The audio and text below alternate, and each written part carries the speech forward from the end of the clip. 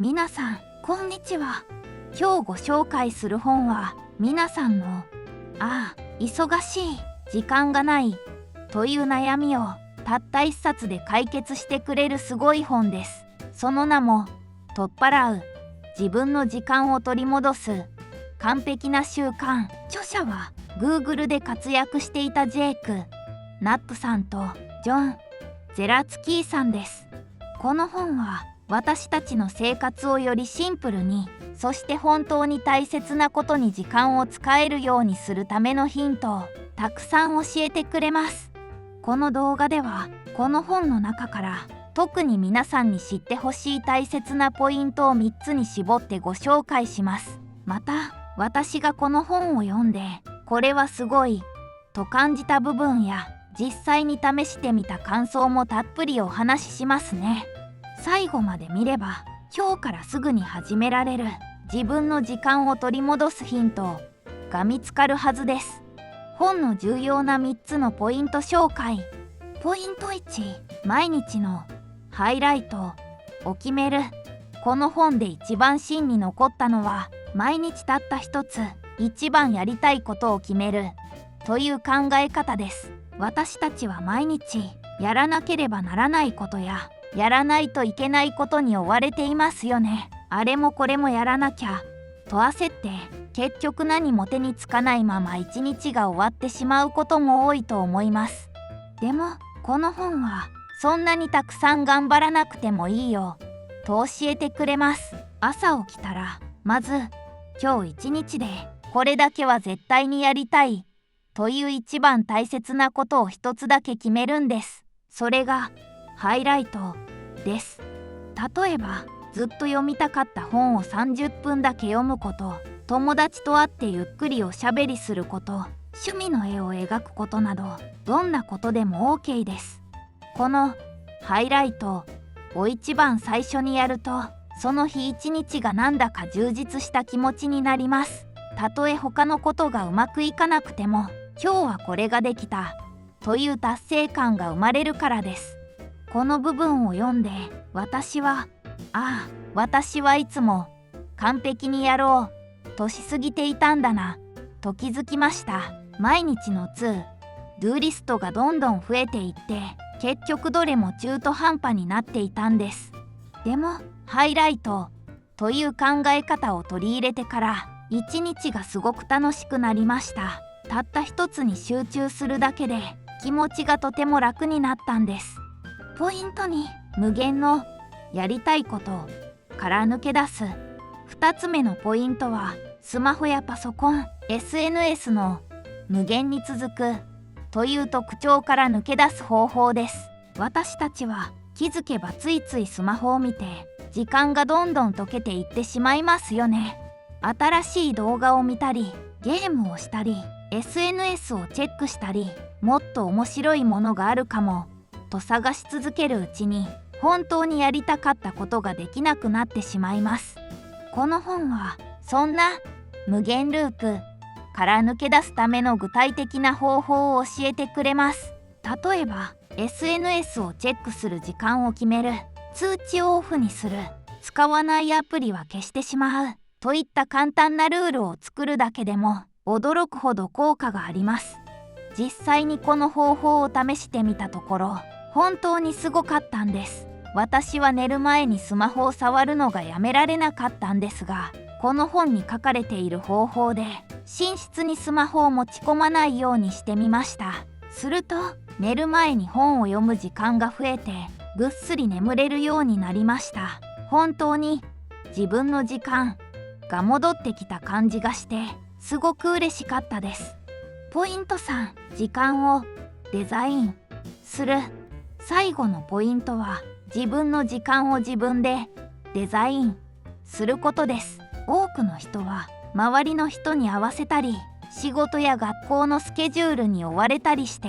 自分の時間を自由に使うことができません。でもこの本は、自分の時間を誰かに与えられるものではなく、自分で作るものだと教えてくれます。例えば、自分が一番集中できる時間帯をハイライトの時間にしたり、朝の時間をゆっくりとるために夜のうちに次の日の準備を済ませておくなど、ちょっとした工夫をするだけで時間は自分で作ることができます。この考え方は本当にワクワクしますよね。自分の人生の時間を自分で自由にデザインできるって、まるで自分だけの特別な世界を作るみたいで楽しいです。エピソード紹介。この本の中で特に心に残ったエピソードがあります。それは著者が毎日のハイライトを実践し始めた頃のお話です。著者はもともとたくさんの仕事を抱えていて、いつも時間に追われていました。そんな彼が毎日ハイライトを決めるというルールを試してみたんです。ある日、著者はこの日一番やりたいこととして息子さんと公園で遊ぶことをハイライトにしました。彼は仕事を早めに切り上げて息子さんと公園に行きました。そこでただボール遊びをするだけではなく、息子さんが見つけた石を一緒に観察したり、アリの行列を追いかけたりと、何でもない時間を心から楽しんだそうです。その日の夜、著者は今日は仕事は完璧に終わらなかったけれど、一日が最高に幸せだったと感じました。このエピソードを読んだ時、私は特に完璧じゃなくてもいいんだというメッセージに感動しました。私たちはついあれもこれも全部きちんとやらなきゃと考えてしまいがちです。でも本当に大切なのは完璧に仕事をこなすことではなく、自分が幸せだなと感じる時間を持つことなのかもしれないと、このエピソードから教えてもらいました。実践的な応用方法。この本で学んだハイライトを決めるという方法は毎日の生活ですぐに役立てることができます。例えば学校から帰ってきたら、まず今日やりたいハイライトを一つだけ決めてみましょう。それは30分だけ大好きなゲームをするでもいいし、新しい漫画を一巻読むでも構いません。このハイライトを先にやってしまうと、ハイライトを達成できたという満足感から、その後の宿題やお手伝いもなんだか頑張れる気持ちになります。さらに時間をデザイン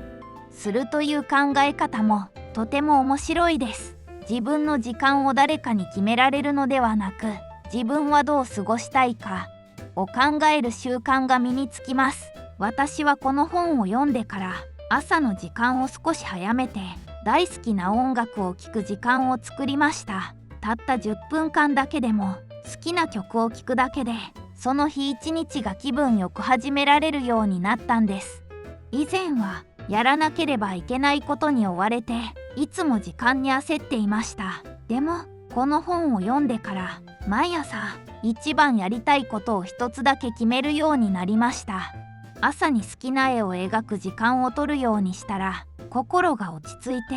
その日一日頭がすっきりした状態で過ごせるようになりました。本当に自分の心が軽くなるのを感じました。まとめです。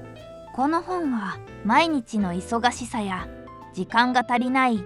という悩みを抱えている人に心からおすすめしたい一冊です。特にあれもこれもやらなきゃと頑張りすぎて疲れてしまう人に読んでほしいです。この本は難しい言葉を使わず、誰でもすぐに実践できるアイデアをたくさん紹介してくれます。この本を読めば毎日を完璧に過ごさなくてもいいんだ、本当に大切なことだけをすればいいんだということに気づかされます。そして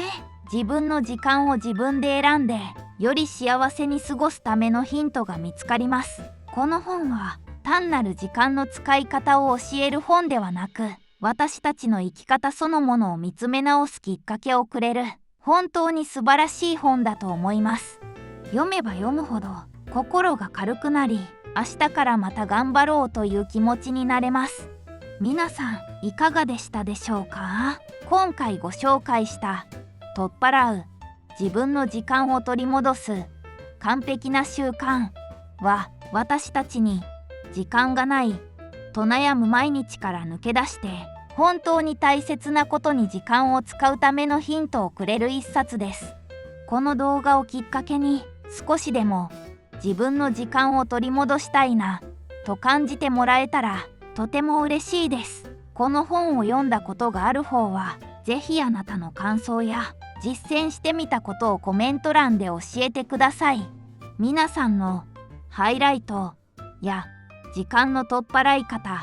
をシェアし合うことできっと新しい発見があるはずです。この動画が良かったと思ったら高評価とチャンネル登録もよろしくお願いします。これからも皆さんの毎日がもっと楽しくなるような本の紹介をしていきますね。それではまた次回の動画でお会いしましょう。